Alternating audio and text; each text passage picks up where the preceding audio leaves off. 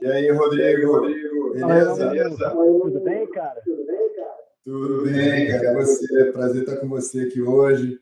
Seja muito bem-vindo ao nosso programa. Obrigado, cara. Prazer todo meu e bate-papo é sempre bom. Exatamente. Você teve uma trajetória incrível aí, cara. Eu fiquei sabendo de algumas coisas. Deve ser só uns detalhezinhos, né? Mas isso já é o suficiente para uma história certamente incrível que a gente vai conversar hoje. Você mora onde, Rodrigo? Cara, eu moro no Rio de Janeiro. Nascido e criado e moro até hoje no Rio de Janeiro. Minha cidade natal ainda é a cidade que eu moro. Apesar de tudo, eu amo essa cidade, com todos os problemas que ela tem. Eu sou apaixonado pelo Rio de Janeiro. E às vezes penso em morar em outro lugar e tal, mas aqui a gente tem uma base bacana perto da lagoa, da praia, chega para fazer esporte, fazer tudo que eu quero fazer. Que bom, que bom. E agora você é um homem, né? Você teve um episódio de reabilitação desde 2005, né? E você é um homem de natureza agora, de esporte, de saúde, não é não? Não, faz Cara, é um dos plus, né, que a gente ganha. Exatamente.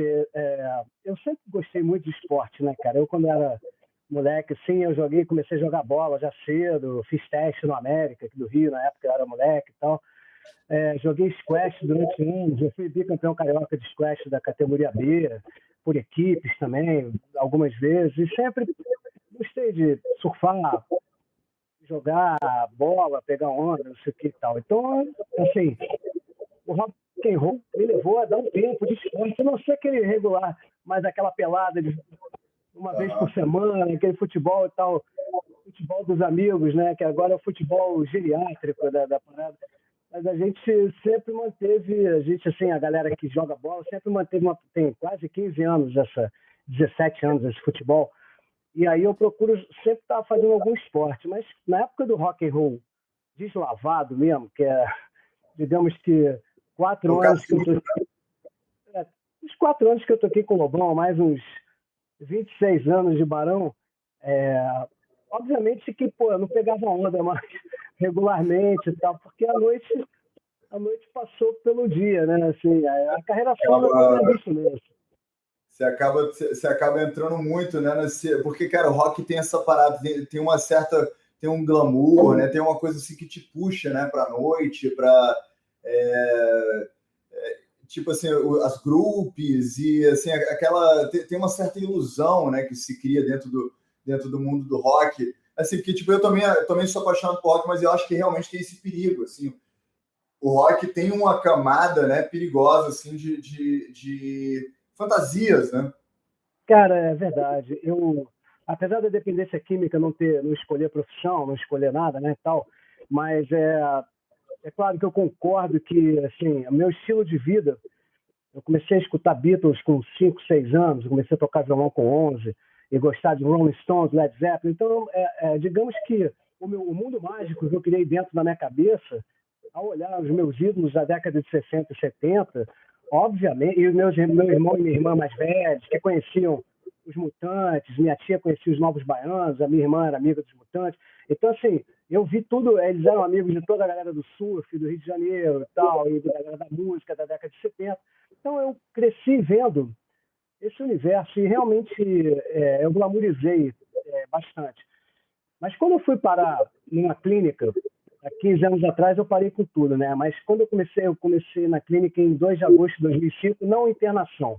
Eu já estava exagerando, já estava num momento da vida que não tinha mais graça nenhuma usar nada nesse sentido. E já queria parar, mas não sabia como, apesar dos meus irmãos terem tido o mesmo problema. Meu irmão e minha irmã mais velhos também tiveram o mesmo problema. Então, assim, a dependência química, para cada um tinha uma profissão, né? Lá em casa, na casa dos meus pais, e cada um acabou envolvido de uma certa maneira nisso. Só que também eles também, pela história deles, também tinham o glamour dos anos 70, cada um à sua maneira, né? E a gente foi influenciado por isso. E eu, com um ingrediente a mais de começar a tocar e, de repente, estar em 85 já tocando com o João Penck de Miquis Amestrados, 86 com o Léo Jaime, 88 com o Lobão, entrei em 92 no Barão, fui chamado em 90, mas já estava fazendo rock de rock com o Barão, com o Lobão, tinha feito Rock in Rio também com o Lobão. Então, assim, é óbvio que a nossa geração, da década de 80, a gente pegou muito a influência, inclusive, da cocaína no Brasil, no Rio de Janeiro, a chegada da cocaína, que não era tão forte na época da bossa nova. Teve algum momento que houve a chegada da cocaína, né? Cara, não é chegada, mas acho que teve uma abertura. Acho que as gerações anteriores, eu sinto que gostavam mais de fumar, baseado, de beber. Eu também sinto isso. Por que será que é isso, hein? Porque realmente, assim, lá para os final dos anos 70, anos 80, a coisa ficou mais estimulante e menos dissociativo, ficou menos psicodélico e mais estimulante, mais festa. Talvez com o advento da disco music, né? Com essa coisa toda. O que você acha? Eu acho que é por aí. Eu acho que a disco music foi misturou álcool com cocaína à noite do Rio. Eu estou falando mais do Rio porque é onde eu moro, mas é claro que isso rolou em todos os lugares. E depois o rock dos anos 80, e a gente vinha daquela coisa também, era censura, né? Tinha censura nas letras, tinha disco que era arranhado para não poder tocar duas músicas, seja, sei lá, do Léo Jaime, do Barão, de qualquer artista. Então a gente também cresceu meio que falando um pouco sobre isso nos discos e tal. E talvez a cena do rock dos anos 80 tenha caído no exato momento em que a cocaína virou a droga da moda, digamos assim, uma certa hora. E ela combinava com o álcool, combinava com, sei lá, com ser rebelde, digamos assim, talvez. Eu sinto que eu caí um pouco nesse ponto, sacou? Quando eu vi, eu estava encalacrado. Assim, a coisa é gradativa, né? Não tem uma linha tênue. Cara, eu vou te perguntar uma coisa que é o seguinte. Eu sinto que, eu não sei se você sabe se o Maurício te falou, mas eu fui músico também da Universal Music. Eu só lancei um single, porque acabou tendo coisa assim que não vale a pena tipo assim, gastar tempo falando agora. Mas eu vivi em Londres, entendeu?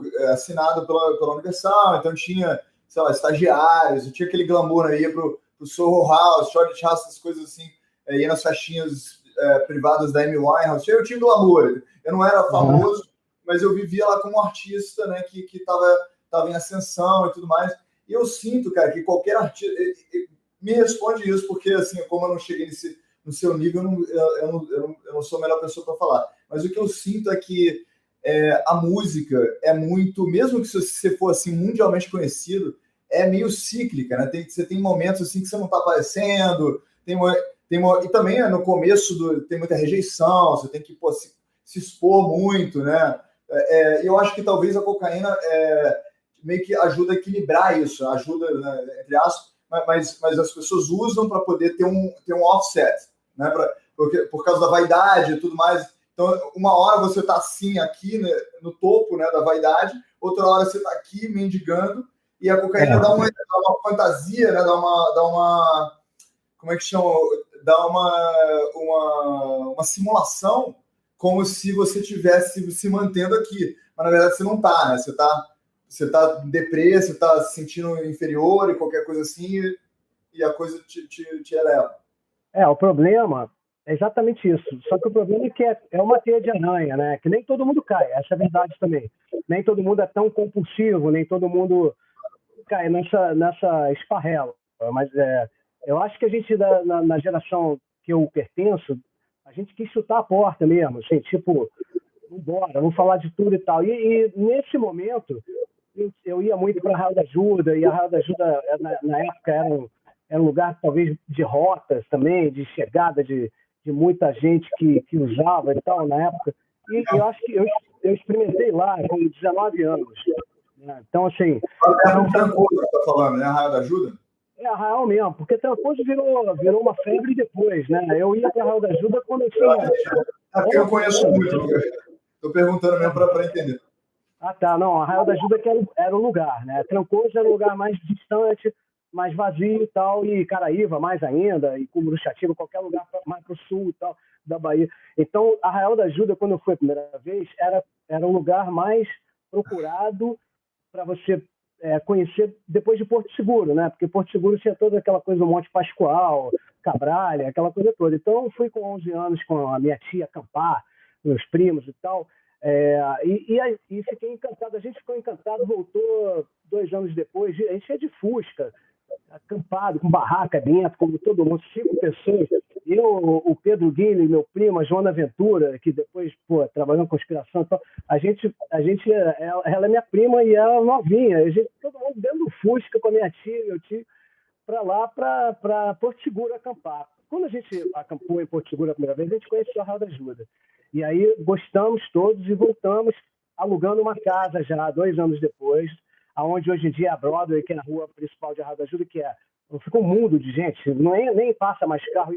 Na época só tinha um bar para comer PF, o bar do Zito, e a nossa casa que a gente alugava é inimaginável você passar hoje em dia na Broadway e você não alugou casa aqui.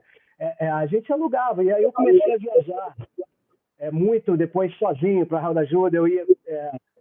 a minha mãe, a mãe do Guilherme Fiuza, a mãe do João Estrela e tal, as mães amigas de colégio e tal, a gente se conheceu cedo e a gente começou a ir para Arraial da Ajuda, todo mundo tocar violão.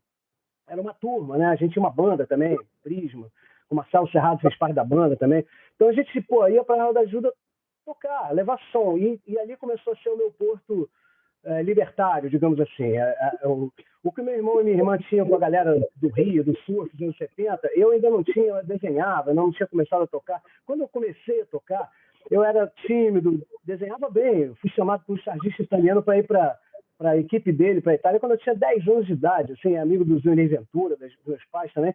E eu não, obviamente que eu não fui, mas eu desenhava Asterix, Tintin, livros inteiros, histórias novas, o caramba pintava.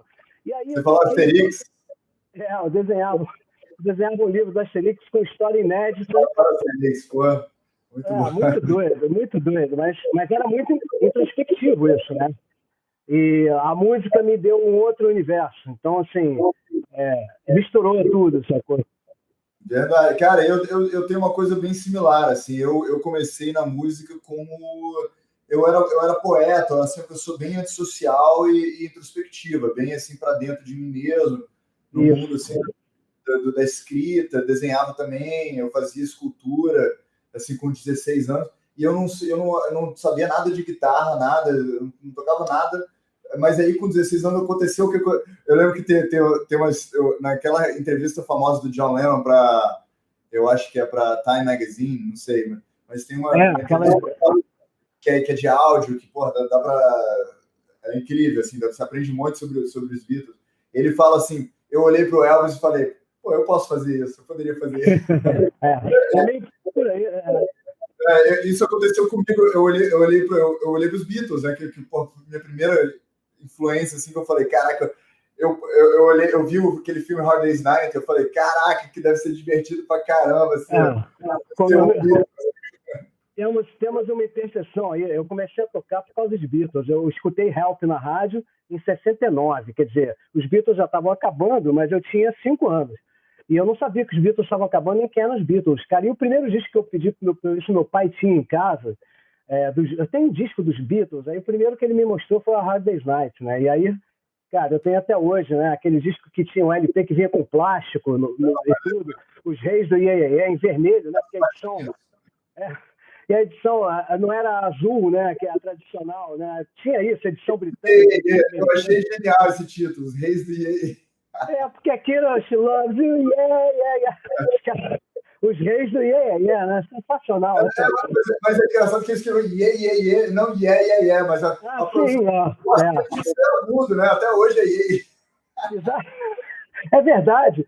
As pessoas cantavam yeah, yeah, yeah e virou yeah, yeah, yeah. Claramente. Mas, Rodrigo, só uma pausa aqui breve para eu perguntar para o público se o pessoal está ouvindo bem, está vendo bem. Pessoal da produção, vocês estão acompanhando aí no Instagram, dá para ver. E, por favor, se vocês estiverem acompanhando no Instagram, tem uma moto aí, dá para fechar a janela e ligar lá funcionando. Acompanhando o 4G, por favor, para não pegar a banda larga Mas está funcionando bem, está tudo certo. A imagem está boa. O Rodrigo tá indo, mas eu, mesmo com a imagem boa, claro. Voltando aos nossos assuntos aqui, a gente estava falando sobre gramática, né? Exatamente. Já estávamos indo para... Bom, que você falou que você escreve também. Eu também fazia letra. Já quando eu comecei a tocar violão, comecei a compor. Eu fui parar num programa, com 12 anos, no programa da Globo, aquele Globo Cor Especial, que a Paula Saldanha apresentava. Não é da sua época, é da minha, né? Então, assim, eu fui tocar, eu e meu primo. Pô, meu primo hoje em dia tem a Bezerria, cidadão da ONU, cara. A gente começou a tocar violão juntos, né? E ele toca guitarra, mas eu segui na música, ele não. E ele uma vez foi capa dentro da revista Forbes, do caramba, e ele fala, pô, eu podia ter sido do Barão Vermelho. Ele fala, então essa história é curiosa, como é que eu fui indo também na direção da magia que os Beatles e Bob Dylan me proporcionaram, assim. Onde eu comecei Isso, Meu primo o quê? É o Silvio Santos? Porque seu nome é Rodrigo Santos? Não, nem o Lulu, nem o Silvio. E meu primo não é Santos também, é da outra parte da família Moura Costa, não tem nada. Mas, pô, cara, essa coisa voltando ali a magia dos Beatles e tal, a magia incluía droga também, né? Na minha cabeça também foi indo a Raul da Ajuda, Beatles, levar som. Cara, eu era um violeiro de fogueira desses que emenda uma música na outra e toca 8 horas sem parar. Eu fazia isso em todos os lugares. Sabe das pessoas, eu também virei esse cara. Tipo assim, também. Só fica o cara tocando, né? Aí fica um do lado do outro, todo mundo já tá com vergonha alheia, né? Já tá na sala. Cara, eu acabei transformando isso numa parte da minha carreira solo, sem saber. A Festa Rock, é o disco que eu lancei agora, é o segundo volume, já tem mais 2 para lançar. São medleys de músicas emendadas, assim, do rock nacional e tal. Músicas que eu fiz parte, né? Artista com quem eu toquei, e agora eu ampliei a Festa Rock para os anos 70, 2000, 90. Então, entre Novos Baianos e Barão Vermelho, existe uma estrada bacana aí, Secos e Molhados e Paralamas. Então, assim, isso eu acabei usando anos, milênios depois. É uma coisa que eu sempre gostei de fazer. Eu não sei se eu enchi o saco das pessoas. As pessoas gostavam de um cara que ficava tocando também horas. Você deve ter isso também, porque ninguém é uma jukebox, né? Quando você é uma jukebox natural, as pessoas, tem uns que, pô, não vão querer, e tem outros que, cara, chama o cara que ele vai ficar horas aí tocando, vai ser não sei o quê. Exatamente. Para quem tem aquela veia de musicólogo, né? Aquela veia de tipo de diversidade de música, de gostar de entender, de conhecer. Porque quem não gosta tanto, ele gosta de ouvir uma música mais dançante, que é menos, que tá se intrometendo menos, é menos intrusiva na mente dele, né? Mas o meu lado entertainer queria sair do desenho, fui para a música, meu lado que eu queria entreter. Então, se as pessoas não estivessem cantando, não estivessem dentro da Festa Rock, é isso. Meu show pegou muito em formatura, casamento. Você fez uma coisa que eu nunca fiz, porque eu no início da minha carreira musical, cara, eu era muito alienado. Tipo assim, eu era meio babaca, assim, tipo, eu tocava as músicas que eu queria. Eu tinha uma banda chamada Os Miseráveis, a gente fazia só cover de música lado B do movimento mod, sabe? Tipo, a gente tocava só Out in the Street, sabe? A gente não tocava My Generation, tipo, não tocava nada disso. Mas isso é maravilhoso. Isso é maravilhoso. Eu vou dizer que eu tenho isso nas minhas composições, meus discos autorais e tal. Mas, cara, eu tenho o lado entertainer que eu não consegui fugir muito disso, né? Na hora que eu comecei a fazer a carreira solo, acabou que, cara, meu show pegou muito no corporativo, muito em formatura, muito em casamento, e eu lançando discos autorais ao mesmo tempo, fazendo shows com cenário, com tudo, mas esse lado da fogueira, de entreter, foi um lado que me fez ser músico também, né? Foi um lado, assim, ao mesmo tempo que eu tocava Neil Young, eu tocava Beto Guedes, né? Então, a Festa Rock 2 tinha uma coisa que eu acho que é uma coisa assim que todo mundo se beneficia de lembrar. que a humanidade, cara, começou em volta de uma fogueira, né? Tipo assim, o que a gente chama de a diferença entre Homo sapiens sapiens e Homo sapiens é a fogueira, né? É storytelling em volta de uma fogueira. E essa onda do violão em volta do fogueira é uma coisa que não só une as pessoas, como faz as pessoas o que elas são. Eu acho que isso é uma coisa extremamente filosófica que se a gente parar para pensar, assim, esse seu programa eu não conheço, infelizmente, mas vou conhecer assim que desligar lá, assim que eu tiver a oportunidade eu vou ver. Mas, cara, tem que ter mais... No Spotify tem toda essa... a festa rock tá lá. Ferro. Não, mas assim... eu sou um cara que gosta de compor, né? Eu componho todos os dias, o dia inteiro também. Eu gosto muito da parte autoral, escrevi já 2 livros e tal. Mas na hora que eu tô no palco, eu me remeto um pouco também. Eu tive a sorte de tocar com muitos artistas, cara. Kid Abelha, Barão, Lobão, Léo Jaime, João Penca, Blitz, os Blitz, toca hoje em dia, tem uma banda, eu, João Baroni, dos Paralamas, e o Andy Summers, guitarrista do The Police. Quer dizer, com essa banda com o Andy Summers agora, né? A gente está desde 2017, turnês pela América Latina, 2017, 2018. Se não me engano, eu conheci ele em Londres, cara. Cara, a gente começou a tocar, eu e o Andy, em 2012, 2013. Era a turnê eu e o Andy, eu cantando músicas do Police, mas uma parte do show Barão Vermelho, assim. Era uma coisa ele é altão, desculpa a ignorância, mas ele é um altão, não é? Ele não, ele é baixo. O altão é o Stuart Copeland, o batera. Ele é o guitarrista, né? É o cara que... Cara, é um gênio, assim, porque também a gente teve a oportunidade de conhecer ele mais através do meu empresário, Luiz Paulo Assunção. A gente ficou muito amigo. Ele tinha feito um DVD com o Roberto Menescal. E eu fiz depois, cara, essa parceria com ele, e fiz uma parceria com o Menescal também, que a gente lançou agora, ano passado, no início da pandemia, um disco e DVD também, mas não é DVD, YouTube da Som Livre e tal, chamado Cazuza em Bossa Nova. Cazuza em Bossa faz parte do meu show, que começou eu e o Menescal e acabou vindo a Leila Pinheiro com a gente. Ela me viu cantando no Call the Police em São Paulo, falou com o Menescal, vi um cara cantando, tocando baixo, não sei o que eu não sabia que era, não sei o que, ela não me conhecia, esse meu lado, só me conhecia do Barão e tal. Uma coisa que a carreira solo me deu também foi cantar desde 2007 para cá, ao lado do Ney Matogrosso, do Caetano, da galera que eu nunca imaginei cantar, assim, isso foi muito legal. E a Leila me viu, falou com o Menescal, eu tô fazendo um projeto com o Rodrigo, a gente já tinha feito a Festa Rock, foi um projeto meu, do Menescal e do Luiz, em 2015, já lancei junto com a minha biografia, que é esse livro aqui, só para mostrar para a rapaziada e tal. Um livro grande, depoimento de gente da Bossa Nova. Eu não queria uma assinada, tá, por favor? Por favor, eu já manda aí que eu vou te mandar um depois.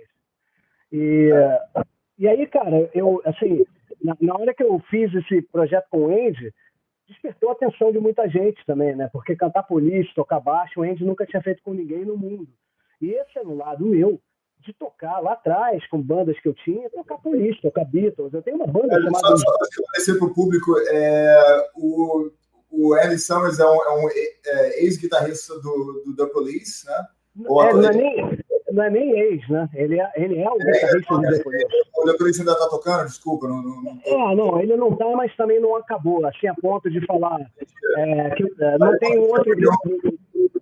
Eles talvez não voltem a tocar, mas o show que eles fizeram no Maracanã em 2008, a turnê mundial deles, o meu empresário já conhecia o Andy, já tinha feito projetos com o Andy. E o Sting participou? O Sting estava junto disso?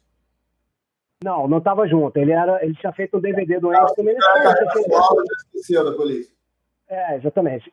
Só que o Andy não tocava Police em formato igual ao Police com ninguém no mundo. Isso ele fala.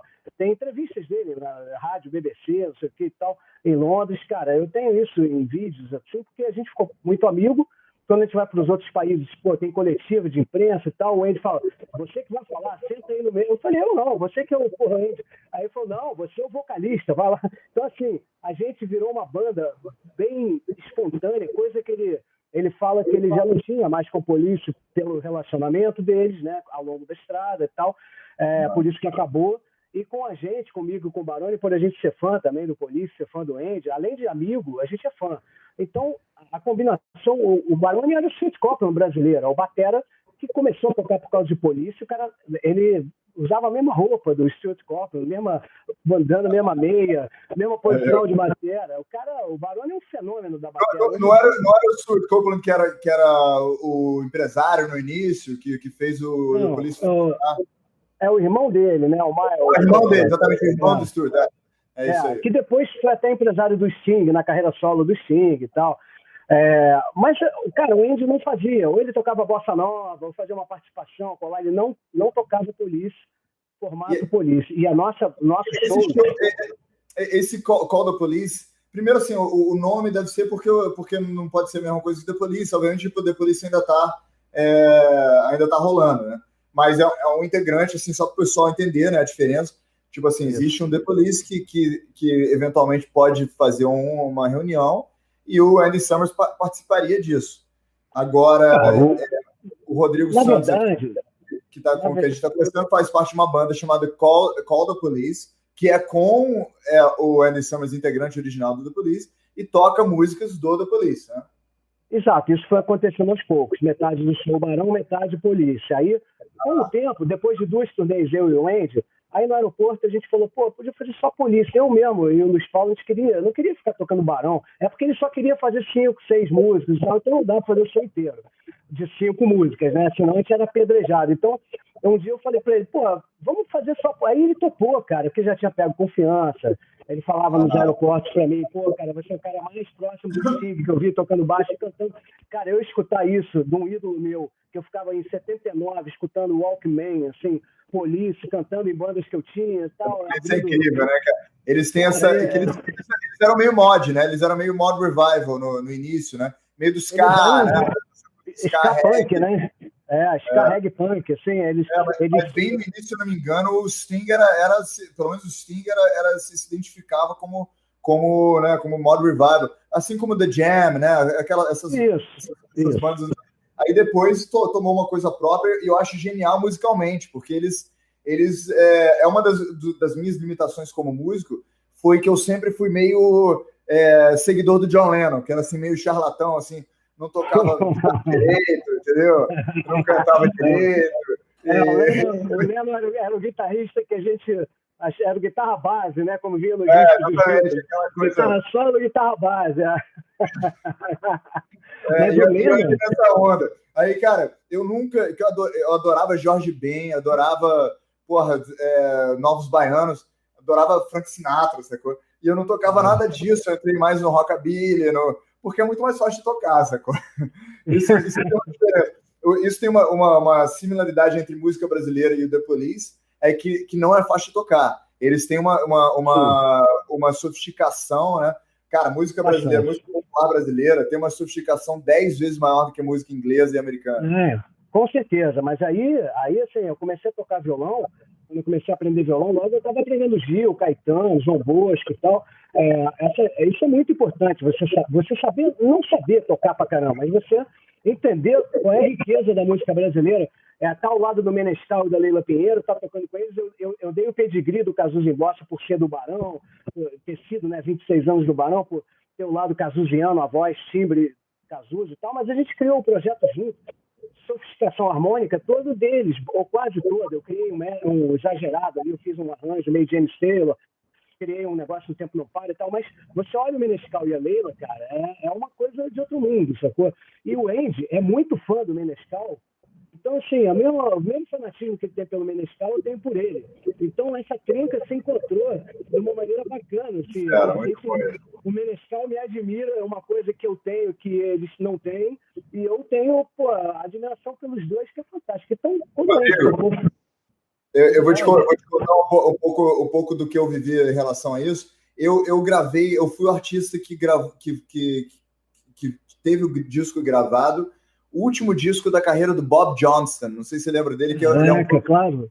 Que gravou, o único que gravou Bob Dylan, Simon Garfunkel, Johnny Cash e Leonard Cohen, que é o maior do final dos anos 60. O meu disco, que é o único disco que eu tenho, foi o último disco da carreira dele.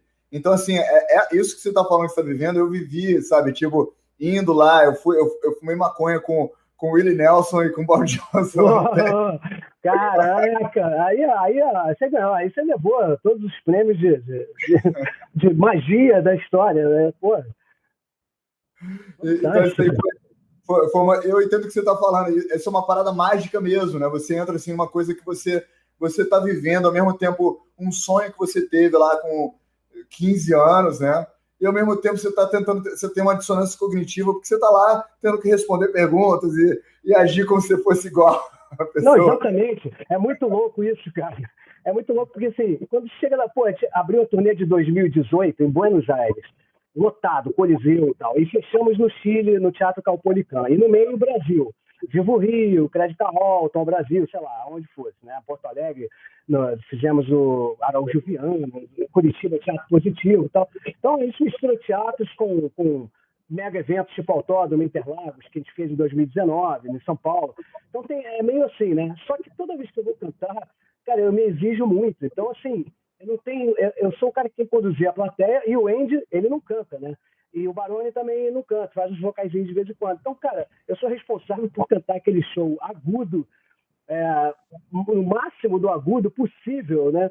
Durante 1h30, entretendo uma plateia, sei lá, de às vezes 10 mil pessoas, sei o quê, e falando, e tendo que ter a moral dentro da minha cabeça, porque o Andy já me passou moral. Outra coisa é eu me sentir confortável de chegar na Argentina, cheio de gente com LP na primeira fila, todos os LPs do Police, tipo assim, na minha cabeça o cara tá sentado, quando é no teatro, então, no Uruguai foi todo mundo em pé, já cantando a primeira música, aí já vamos, bora, pá. Mas no teatro você fica assim, pô, esse cara deve estar pensando, quem é esse cara aí que vai cantar Police, pô? Por isso que a galera tira cocaína, né, pô? Pra poder anestesiar. Mas você chega de cara e enfrenta, né? Você, porra, isso é um trip, né? Tipo assim, você enfrentar a emoção, né? Você absorver aquela parada de verdade, sem estar anestesiado, né? Pô, isso te dá um poder pessoal enorme, né?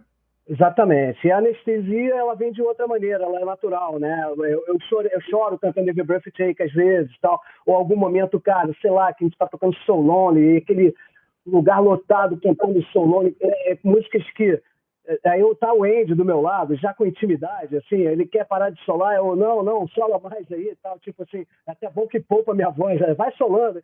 Aí, cara, então assim, a gente tem essa cumplicidade quando entrou o Barone em 2017, eu tinha feito já 2 turnês.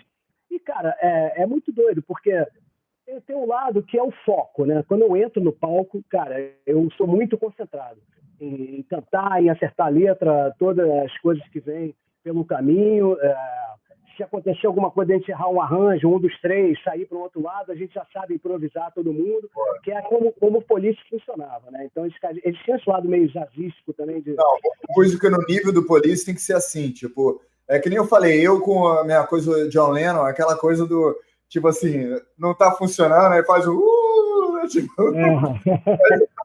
uma macacada assim, a galera, legal. Não, mas eu já tive que fazer isso também, lá no Chile, na segunda vez que a gente já foi para Peru, Chile, Uruguai, Argentina, Paraguai e muitos shows no Brasil já. Mas no Chile, na segunda vez, a gente inverteu o Roxanne, trocou o ritmo, deu aquela invertida, e aí, cara, não voltava. Logo Roxanne, que é que todo mundo conhece.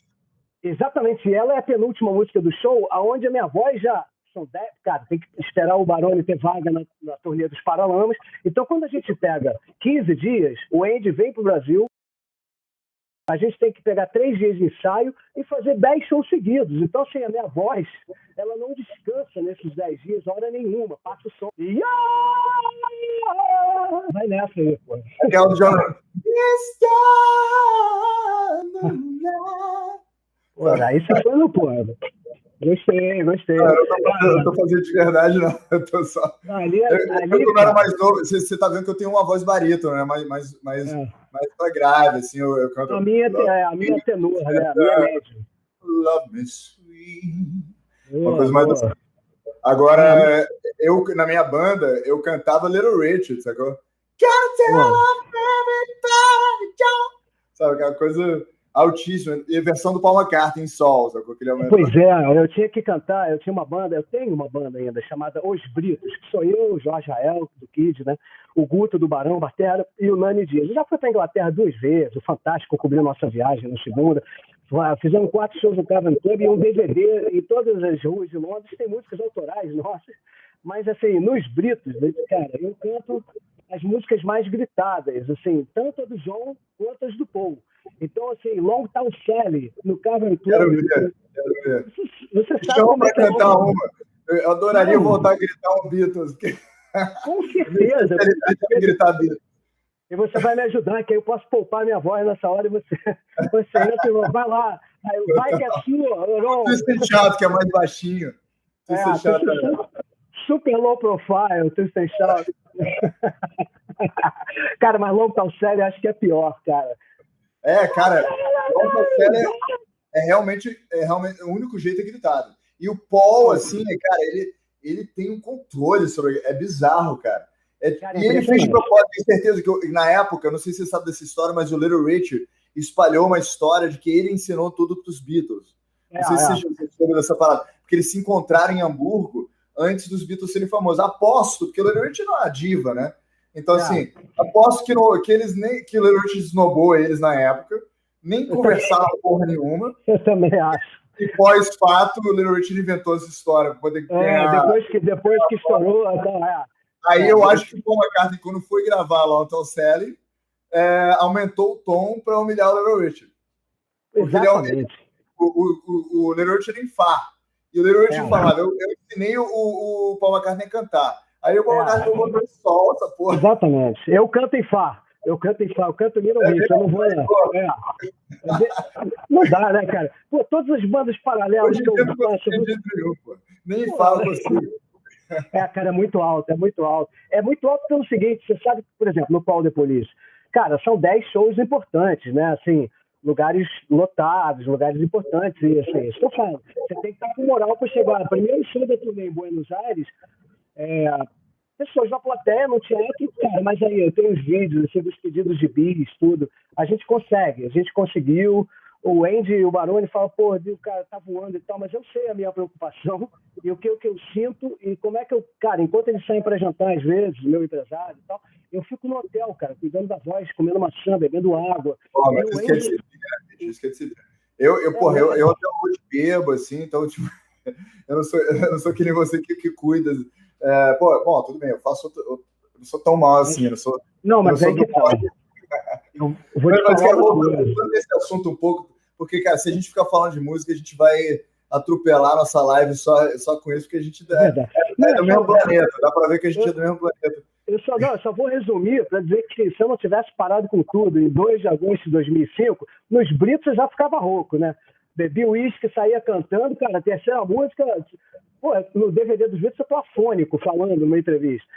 Na hora do show vem, né? Não sei como vem, mas assim... Obviamente, quando eu parei com tudo, cara, a minha voz... Eu não ia fazer 20 shows por mês da carreira solo, 3 shows na mesma noite, cantando, e tendo a voz para cantar no dia seguinte mais 3 shows e tal, que era o que eu fazia até entrar a pandemia. Agora é live pra caramba. Mas, assim, ali, cara, o Police, eu tinha que estar com... Mas se eu estivesse bebendo, rouco, já não ia dar para fazer essa turnê, cara. Não tinha como. Então, a abstinência me deu... esse presente, né, cara? Tipo... Às vezes eu faço uns coquetéis aqui em casa e, tipo assim, aí a galera entra no piano, canta umas músicas e tal. Depois da terceira música eu já não consigo cantar. É difícil. Mas sem microfone, né? Sem microfone. Cara, sem microfone é uma coisa que a gente aprende que não dá mais, não tem como. Mas, cara, eu queria te perguntar sobre essa sua coisa da sobriedade, né, sem assim entrar, porque você já deve ter dado entrevista sobre isso. Eu queria te perguntar o que você acha do assunto da legalização das drogas. Dentro da sua perspectiva, né, de rehab. Eu sei que você já foi das pessoas que ajudaram na sua clínica, né? Eu coordenei esse trabalho. Mas eu queria essa perspectiva de alguém assim, que viveu isso e ainda do rock, né? O que você acha dessa ideia e tudo mais? Pois é, assim, sem me tornar um roqueiro conservador ou careta, porque eu acho que assim, o problema da dependência é meu, né? Não é dos outros. Então, assim, eu tenho 2 visões sobre o assunto. A minha, libertário, roqueiro, anarquista, ou seja lá o que for, que gosta de me divertir, gosta da festa. E o outro é o compulsivo, o cara que não ia fazer nada que poderia estar morto hoje em dia. Então, assim, eu coordenei 3 anos na Clínica Centro Vida, nunca fui internado, era no hospital dia, assistia 3 reuniões, ao mesmo tempo que gravei o DVD do Barão com 18 dias de abstinência, fui com os Britos para Inglaterra, nunca tinha ido para Inglaterra, foi a Disneylândia para mim, do Rock and Roll, com 2 meses de abstinência, cara, e assim, ligava para minha terapeuta, falava, tá tudo bem, aqui de tarde, na cabine vermelha, telefone que ligava, depois de gravar um clipe, assim. Aí, cara... Você deve pensar, na Inglaterra todo mundo tá usando drogas e tem um clima sério, assim, de glamour, né? É tipo, você sente uma pressão enorme, né? Porque tá lá os maiores roqueiros do planeta, né? O difícil foi desmontar o glamour, né? Não dessa viagem. Porque essa viagem eu fui gravar um DVD, então fui acordar às 8 da manhã, fui com a minha mulher também, e a gente engravidou lá ela do nosso segundo filho. Então, vários ganhos, a abstinência também foi dando, né? Com 9 meses de abstinência, cara, com 1 ano nasceu meu segundo filho. Então, assim, não perdi casamento, não perdi trabalho, continuei fazendo shows com o Barão, até o Barão parar para frejar as coisas. Mas, assim, eu estava fazendo show com o Barão ao mesmo tempo que eu frequentava a clínica. Eu chegava no camarim, cara, o Circo Voador, o DVD do Barão, o único DVD do Barão, em 2006, o Circo Voador. Eu tinha 18 dias, cara, indo na clínica só na primeira reunião. Eram 3, que depois eu comecei a ir. Mas eu só podia ir na primeira porque tinha ensaio depois. Então eu pedi para poder entrar na clínica, eu pedi para poder assistir as reuniões. Não podia, mas eu consegui dar o meu jeito de falar, cara, deixa eu assistir a primeira. Então eu mostrei foco, envolvimento e perseverança e vontade do que eu queria fazer, apesar de um lado enorme não querer, o meu lado roqueiro, o meu lado... eu vou falar rapidinho sobre isso, só para aonde eu quero chegar da pergunta que você fez, sacou? O lado quando você chega numa clínica ou qualquer lugar que você vá parar, você está muito mais perto de usar do que de parar. Eu fiz uma faculdade de como usar droga, eu tinha que fazer uma faculdade de como não usar. Porque eu não me lembrava da época que eu não tinha bebido uma cerveja para tocar violão numa fogueira, desde 14 anos. Então, como é que eu fazia um show com o Barão sem beber cerveja? Ou uísque, sei lá. Isso, para mim, era o seu lugar de conforto, né? O seu lugar de conforto era isso. Era festa, cara. A festa estava toda dentro da minha cabeça, assim, tipo, em altíssimo grau. E eu adorava e não errava. É o que o Frejá fala no comentário do Barão, né, que estava na Netflix, ele fala, cara, diferente do Cazuza, o Rodrigo não errava. Então a gente não tinha nem como falar para ele, assim, pô, até a hora que eles fizeram uma reunião, eu quase morri no avião, desmaiei dentro do avião, assim, tipo, vomitei pra caramba e tal. E aí eles ficaram com medo de eu morrer na estrada, de eu perder um amigo, não sei o quê. E aí eles fizeram uma reunião, ó, cara, eu paro, eu procuro. Como meu irmão e minha irmã já tinham parado, já tinham feito essa procura lá nessa clínica em Santa Teresa e tal, que nenhum foi internado. Eu já sabia quem procurar. O Dr. Jaderson, um filho que até morreu quando eu tinha 5 meses de abstinência. Ele faleceu fazendo esteira, 51 anos de idade. O cara, ele nem me viu coordenar na clínica, por exemplo, o cara que salvou minha vida, basicamente. Mas tinha 5 terapeutas que coordenavam a reunião e eu fui indicado pelo meu foco, por tudo isso que eu faço. Continuar na música, não parar de trabalhar, mas sempre colocar em reunião, gente. Vai tentar isso aqui sexta-feira, eu vou ter que fazer uma entrevista, vou sair na segunda reunião, volto. Cara, nunca cheguei atrasado, nunca saí de reunião. Então, eu absorvi milhares de falas de pessoas e depois que se absorviam das minhas falas. E essa coisa do conjunto dentro da reunião, é claro, eu depois já acoplei a terapia individual uma vez por semana, vi minha terapeuta só na pandemia agora, estou 1 ano de terapia, mas assim, eu falo com ela no WhatsApp, mas não fui presencial, que eu gosto de fazer a terapia mesmo. Mas esse tempo todo, cara, eu acabei entendendo qual era o processo. Então, assim, sobre a questão da legalização, eu sou a favor. Eu sou a favor porque eu acho que, assim, a guerra, o tráfico, ela nunca deu certo no Brasil, né? Eu acho que a gente tem que assumir que ninguém conseguiu solução para esse assunto, né? É óbvio que tem um lado meu que analisa, por mais que eu tenha parado com tudo, não fumo, não bebo, não cheiro e tal, e não tomo ácido, sei lá o que for, mas assim, existe diferença. Eu ia perguntar até isso, você não toma nem uma ayahuascazinha para... Não, nem cerveja, nada, zero. Desde... cerveja tudo bem que é alcoolismo, mas ayahuasca, sei lá, entendeu? Você tem que ir pro mato, tá? É mais difícil de se compulsar. Sim, claro. Até porque se bate uma vez e pode bater mal também. Depois, vou parar aqui um tempinho e tal. Mas assim, não era minha droga de escolha também, essa aí. Mas eu entendo, às vezes você pegando uma que não tem nada a ver, te entra no encadeamento, né, de outras coisas. Apertou o portal da magia, meu amigo, da mágica. É igual quando a gente lia Beatles e queria estar no Palácio da Rainha da Inglaterra fumando baseado dentro do... É igual estar no ônibus do Magical Mystery Tour. Pô, você aperta ali o portal do UOL, pum, abre o seu portal, né? Aí Deus te fala, relaxa, você pode qualquer coisa. Exatamente. Aí vem essa história. E como ela era muito conhecida minha, essa história minha, né? Eu sei do que eu sou capaz. Eu sei que eu gosto. Então eu sei que quando eu conseguir parar, eu não tenho a menor vontade, nenhuma vontade de usar nada, zero. Isso me move a falar assim, cara, se eu tivesse qualquer problema agora, que, porra, sei lá, alguém morresse muito próximo e tal, como eu perdi o Rodrigo Rodrigues, amigão meu e tal, pô, imagina, se eu fosse beber, é uma frase que eu aprendi cedo no Centro Vida, se você tem um problema com a tristeza de perder um ente querido, quando você bebe e recai, você passa a ter 2 problemas, o teu também, né? Então, assim, quem tem esse problema tem que analisar que tem. Tem milhões de coisas que abriram na minha vida, como tocar com Ed Summers, com Menescal, carreira solo, mais de 2.000 shows. Cara, eu já tive também, assim, quando minha mãe e meu pai ficaram com câncer ao mesmo tempo. E nessa época eu estava foi a época que eu lancei meu único single lançado pela Universal, porque eu tinha um deal com eles de um single e 3 álbuns. E depois minha mãe foi diagnosticada com câncer, e logo depois, um mês depois, meu pai foi diagnosticado com leucemia. Ele tinha 14% de chance de sobreviver.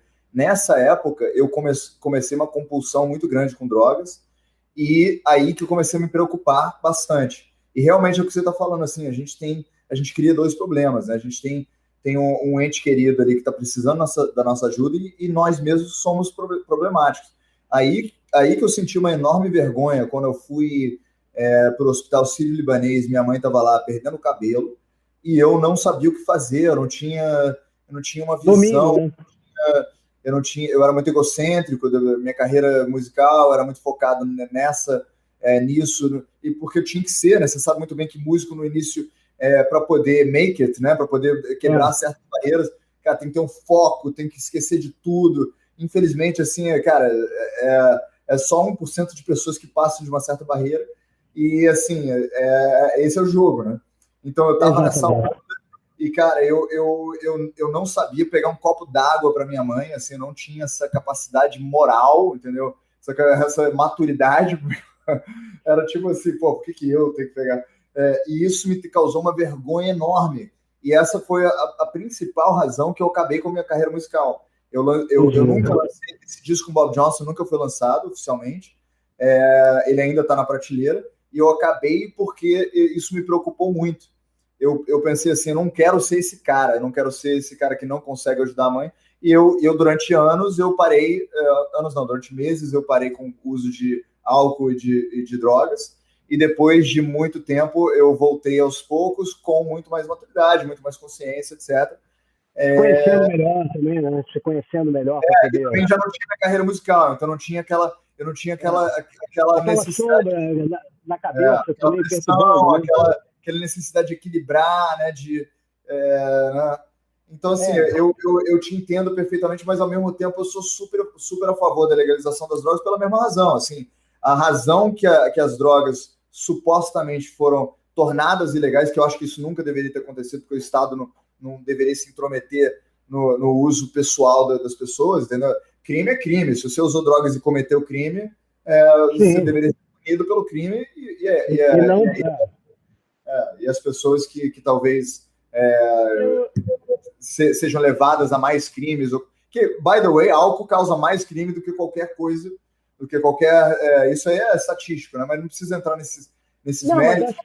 Mas acho que isso aí vem do que eu estava falando, que eu acho que a maconha tem um significado. Cara, tem muita gente que se ferra e acaba com a vida toda só fumando baseado, né? Porque vai para um outro planeta, entre aspas, e não foca, não consegue concentrar e perde o timing da vida, às vezes. Mas com a explosão e a mistura da cocaína com álcool, ela é violenta. Ela é violenta para dentro de você mesmo, né? Ela te torna tanto a euforia que você falou. Bem mais perigosa.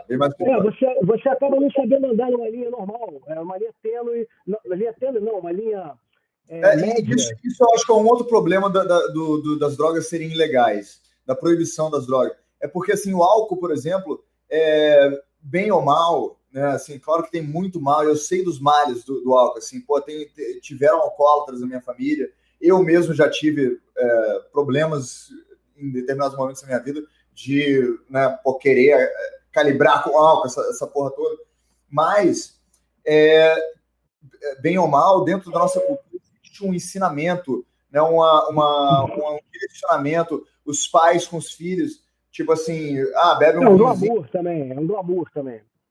Não, existe glamour, mas eu tô falando do lado bom, que é tipo assim, as famílias dentro da mesa de jantar, na festa de Natal, falam, não, agora você bebeu demais, você aprende um pouquinho, assim, a calibrar, você aprende um pouquinho, dentro da cultura, mas, cara, existe um pouquinho de ensinamento. Agora, a cocaína, por exemplo, já que é proibida, tabu e tudo mais, ninguém nunca aprendeu a usar e só usa dentro de ambientes onde tem como se fosse a sombra, né? Onde tá escondido do mundo. Ou seja, o quarto fechado.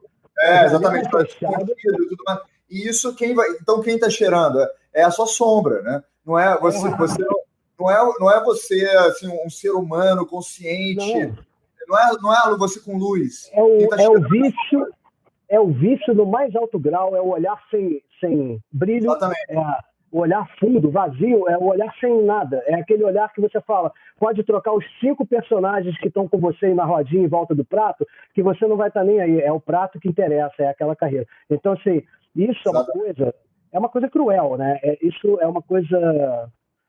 É uma humilhação. A droga mata humilhando, né? Tem essa frase também. Eu acho que, assim, metade das pessoas do Centro Vida, que é essa clínica que eu fui, metade era alcoólatra, não cheirava. Então, assim, eu considero o alcoolismo também, o alcoolismo mesmo, ele é voraz também, né? As pessoas fazem coisas assim... Eu acho pior do que a cocaína. Eu acho que o álcool junto com a cocaína causa uma coisa... Aí Nagasaki, né? Se eu comparar só os dois sozinho, o álcool para mim é muito pior do que a cocaína sozinho. Eu acho que a cocaína deixa o cara para e fica paralisado e não faz nada. O álcool não, deixa o cara... se o cara somar realmente as duas coisas, aí é combustão, bum. Mas assim, o álcool, só o álcool, e talvez por isso que eu tenha gostado da cocaína, porque o álcool dava aquela, você ficava bêbado e a cocaína consertava, era meio que isso, a roda ajuda. Né? Uma hora assim, você bebeu demais, você pegou. Aí a cocaína, tipo, vamos lá. Aí uma coisa acelera e a outra freia. Acelera, freia. Porra, você não sabe mais viver, né? Você fica calibrando o tempo todo, então você tem que beber mais. Aí são 4 noites viradas, o organismo vai... E a cabeça vai ficando uma merda, né? Então, assim... Lá em Londres, cara. E foda que lá em Londres, cara, porque assim, acho que o brasileiro não entende isso. Talvez você entenda... Não, porque você foi sóbrio para Londres. Mas, cara, Londres, cara... É um buraco negro, cara. Tipo assim, porque o nível de poder, assim, de Londres, em termos, assim, de cultura, tipo assim, não se compara com Nova York, não se compara com nenhum lugar que eu já fui. Cara, tipo assim, as pessoas têm cultura, têm classe, tem, tipo... É uma guerra, tipo, uma competição uma com as outras, assim, de quem é mais bonito, quem é mais... E não é um mais bonito Los Angeles, que é superficial. Não é mais bonito assim, Instagram, é mais bonito... intelectualmente, de ser fera, de ser elegante. Então rola essa cena assim, e todo mundo usa, tipo assim, cara, drogas em Londres é 100 vezes mais liberal. Eu lembro que eu cresci em Brasília, né? E eu era da galera do rock underground, todo mundo era beatnik, sacou? Tipo, experimentar drogas era tipo fechar um apartamento e usar Special K, todo mundo junto, entendeu? Mata Dias. E eu quando eu fui pra Londres, cara, eu me senti provinciano, sacou? Eu morri de medo de mim mesmo, morri de medo de Londres, porque, cara, Londres neguinho usa e vai, tipo assim, trabalha numa empresa de marketing, cheira cocaína de dia, trabalhando, sacou? E Bolsa de valores também é assim, né? Aí de noite vai na festa, fica até 3 da manhã, vai trabalhar 8 horas da manhã e vai trabalhar mesmo. Trabalha bem, produtivo. Mas eu acho que não sustenta tanto tempo da vida esse ritmo, porque a cabeça... Não estou fazendo apologia, só estou dizendo que culturas diferentes também criam uma psicologia diferente. E aí entra a coisa da legalização. Porque, assim, muito da dependência química não é tanto o químico, e sim o contexto, né? Do jeito que você usa, a pressão que você sente. Cabeça. Tipo, Cracolândia, né? Pô, se você tirar o cara do bairro da Cracolândia, as chances dele de sobreviver, mesmo se você nem olhar para o crack em si, pô, ele ter outras coisas para fazer, cria uma oportunidade, né, da luz entrar em algum lugar, né? Aí você pode assistir a luz de alguma forma. Exatamente. Eu acho que é por aí, assim, o que eu vejo, assim, né? Eu já fiz mais de 300 palestras, fiz o TED Rio, fiz escola, faculdade, eu faço palestra com pocket show no final, descontraio. Eu tenho meu jeito de falar, que é super também verdadeiro, sacou? Acho que tem que jogar com a verdade, quando você... e tal. Então, assim, eu sei quem se ferrou, sei qual é o poder autodestrutivo que eu tenho, e acho que tem que saber muito bem isso, para não cair na esparrela de novo, do rock and roll e tal.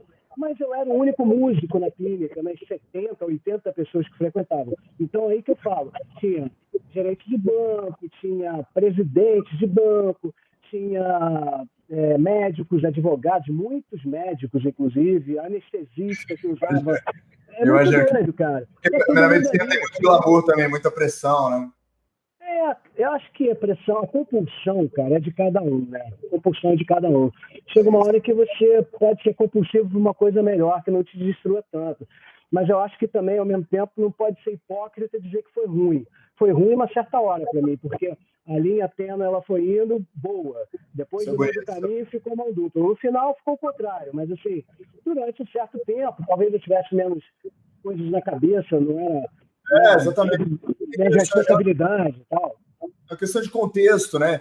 E realmente eu acho que isso é a escolha do indivíduo. Assim, o indivíduo, ele Deus, né? Ele e a alma dele, o que quer que seja, ou ele, a consciência dele, ele precisa. Por isso que eu não gosto da proibição, porque, tipo, se o Estado entra no meio do diálogo entre eu e minha consciência. Dizendo mas que você deve fazer ou não, né?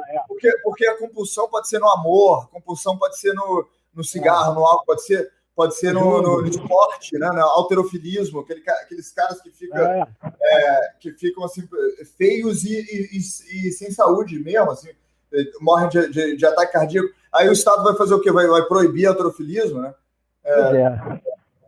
Como é que vai funcionar? Quem é o Estado? Quem é o Estado para dizer o que eu devo fazer ou não? E aí vem o lado libertário, o lado até da resistência, de parar, que era assim, pô, cara, como é que eu vou viver sem beber uma cerveja? Eu pensava isso. Como é que eu vou conseguir fazer um show? Isso tudo eu estava contando para mim mesmo, na verdade. Depois, pelo contrário, só veio coisa boa na minha vida, mas também porque eu fui um cara que foi muito fundo, assim, você manter uma média, de repente... Nada é melhor do que o controle, né? De você saber quem você é, o que você quer, e você não ser escravo de nada, né? Não ser escravo de... É isso que hoje em dia eu tenho... A única razão que eu me permito, assim, oba-oba e qualquer coisa, porque eu faço examinação diária, entendeu? Eu deito na minha cama e choro, entendeu? Deito na minha cama e falo, pô, o que eu tô fazendo? Quem que eu humilhei hoje sem precisar humilhar? Quem que eu falei alto demais? E, cara, se você não tem isso, você tá... É verdade. A sombra tá comandando, a sombra tá dominando e você tem compulsão em alguma coisa. Nem que seja você se achar santo, né? Porque muita gente se acha santo. Então... Cara, porque no final das contas, a cabeça é a nossa, né, cara? Então, assim, não adianta, você pode pegar um avião e ir para Salvador fazer um show, mas, pô, a cabeça que você sai daqui é mesmo que chega lá, né? Então, assim, tá tudo aqui, cara, tá tudo dentro da pessoa. Então, ou você resolve as questões internas, ou então não anda para frente. No meu caso, para resolver qualquer questão, eu tinha que tirar de vez qualquer intermediário entre essa relação interna, sacou? Isso era uma substância que interligava. Eu não sabia até que ponto isso era um problema meu, o que eu tinha para resolver comigo mesmo, o que era da droga, o que não era. Eu busquei, fui a centro espírita uma época, fazia passe, chácara, não sei o quê. Depois de uma terapeuta que me falou, pô, cara, todos os problemas que eu estou vendo interligados, não todos, obviamente, depois você descobre outros quando vai fundo na terapia mesmo, coisas da infância, da adolescência, que, pô, realmente, cara, isso é coisa da minha cabeça. Podia É muito ter... importante. Esse autoconhecimento também é crucial. Mas, Rodrigo, cara, eu deixei, como a gente começou um pouco atrasado, estiquei um pouquinho mais só para a gente ter essa hora aí. E também porque, pô, nosso papo flui pra caramba, a gente realmente vem do mesmo planeta, cara. Apesar tipo, ter gerações diferentes, caminhos diferentes. Eu queria te convidar um dia para tomar um suco aqui em casa. Vamos, café! Para a gente conversar, continuar o papo e tudo mais. E outro dia também fazer outra live, que eu acho que tem muito assunto aí. A gente, pô, tem muita coisa legal para fazer. Muito obrigado por aceitar o convite. Obrigado, cara. Eu que agradeço, Heron. Obrigadão aí, foi um papo maneiríssimo. Obrigado. Valeu, cara. Obrigado a todos aí. Boa noite a todos. E fiquem com a gente no YouTube, no Spotify, no Facebook. Agora, pela primeira vez na história do nosso programa, a gente está como é que chama? Streameando. Como é que fala stream em português? Streamando. Quase. Streamando para todas as plataformas ao mesmo tempo. Não sei nem quem foi o louco que conseguiu fazer isso. Os nossos gnomos aqui que trabalham aqui no backstage. Então, galera, acompanha a gente. Beijão a todos e tudo de bom. Boa noite. Valeu, Rodrigo. Obrigado. Valeu.